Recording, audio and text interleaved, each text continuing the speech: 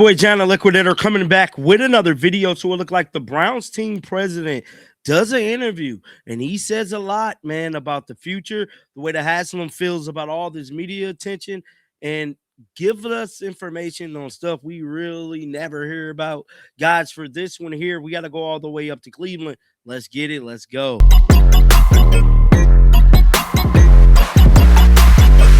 It's no secret that the Browns is the hottest football team in the old NFL. Even after the Super Bowl, we know that they come into this thing with the hottest name in all of sports, that is SHEDEUR Sanders. Now, something that I've been speaking on about the channel is the Browns building this new stadium and how I feel like all of this is going to play into the effects of SHEDEUR being the starter in the future of the Cleveland Browns. You know, if it's one thing about business that you have to remember, that is making money and being a profitable business. I'm not sure. I have not been following the Browns for that long, how profitable their franchise is. One thing I can say for the little bit of time that I have been covering them is that they got some diehard fans, bro. Now, I don't know if they're going to be diehard throughout this quarterback journey on this second go around, but they definitely fleshed their muscles last year when SHEDEUR Sanders did not play and the tickets dropped down to $6. And I'm going to keep speaking about this. Everything is about making dollars. Dollars make sense. So in a crazy world, in crazy situations that happen, we end up seeing SHEDEUR Sanders last year. Now, the first couple games, I believe they wasn't sellouts, but as SHEDEUR really started getting his feet wet and started getting his legs up under him, we started seeing a lot of the stadium start filling up. Now, I can almost guarantee you, if they name SHEDEUR Sanders the starter to kick off the 2026 season, I'm going to be there, and I know a lot of you guys is going to be in Cleveland as well to support SHEDEUR Sanders. Now, the Browns team president, somebody who we never really hear from, he did an interview, an exclusive interview, and he gave a little insight about the media changing narratives when it comes to the Haslam Sports Foundation and about the money that is being, thrown around their organization. Now, if you guys don't know, the Haslams also own the Milwaukee Bucks. I believe, if I'm not mistaken, I skimmed through some of this article. D Haslam kind of run that portion of it, but we finna dive into this thing. One thing about my channel is that I like to do investigative reporting. That's like a big thing for me. Give you guys articles and stories that you normally wouldn't see every day, and this one was just one of those types of situations. Now, this right here is detailing a lot about the Browns, you know what I'm saying, about the Haslam family, a lot of stuff that we don't know, and this could be a part of a lot of reasons why they be in the situations they be in. But let's dive into this article, man. It says the Browns president stated, "We're easy to be picked on right now, but trust our process." So he pretty much saying trust the process, man. The portfolio Jenkins oversees house the NFL, NBA, and MLS teams, all which are in mid-tier markets where building long-term winners remains a real challenge. Now, it's no secret that the Browns have a long history of not winning, man. And quite frankly, this right here, this second part, details that. It says Haslam Sports Group President David Jenkins knows that sustained success on the field has included the Cleveland Browns, but is confident in the patient process Jimmy and D Haslam have applied to their multi-team portfolio that includes the Milwaukee Bucks and the Columbus Crew. The Browns have missed the postseason 12 out of the last 14 seasons since the Haslam purchased the franchise back in 2012.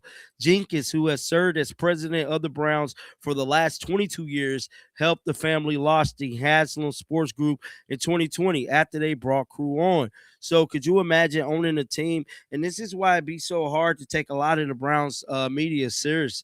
Bro, they haven't.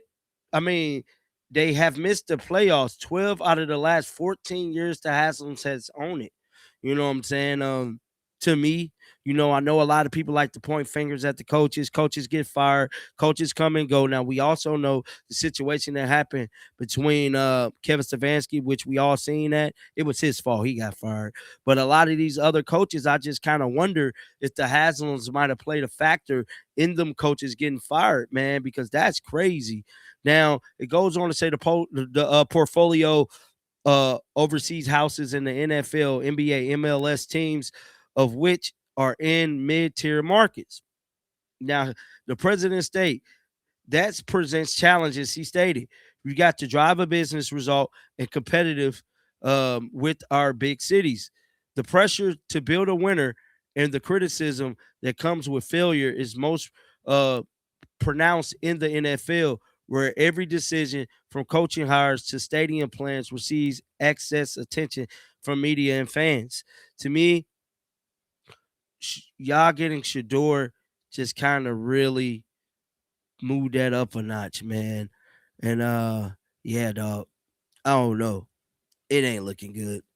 But it goes on to say Jenkins told front office sports that the Browns are real easy to pick on right now because the team has been unable to string together a consistent run of success.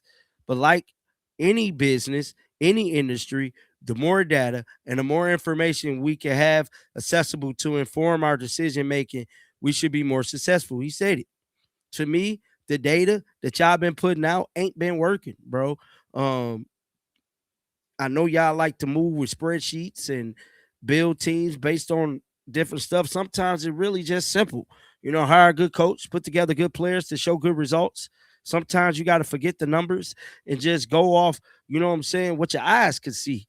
You know, that could be a lot of the reason why the Browns have not been having success. But the article goes on to say he pushed back on the essay frame and asking someone what their football or offensive philosophy isn't quite the same as writing an essay, Jenkins stated. Now, reports was starting to come out that they was making these coaches write essays to get that head coaching job. Many people was including pretty much saying that Todd Monken must have to wrote a hell of an essay. Then Jenkins went on to say, we're going to do background checks. We're going to talk to people. We're going to explore references. We're going to ask what the philosophy are before making a decision. Yeah, I don't know, man. I don't know. But it goes on to say we were fortunate to find 176 acres just south of Cleveland, 10 miles from the heart of downtown. He told folks it's going to drive activity like the city has never seen before. So we're excited about the economic impact it's going to create, the events we're going to attract that have never considered coming to Ohio. Now, this portion here is talking about that damn stadium.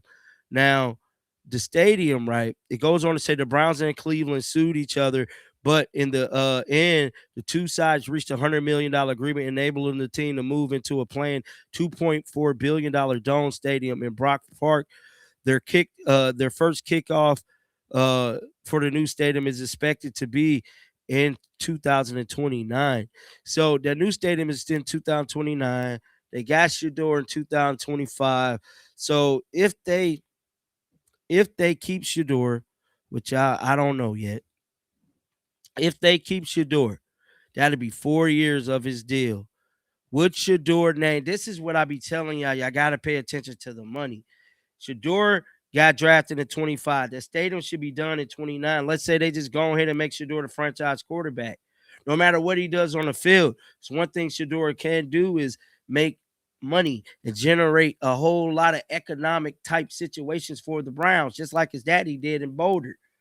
You see what I'm saying?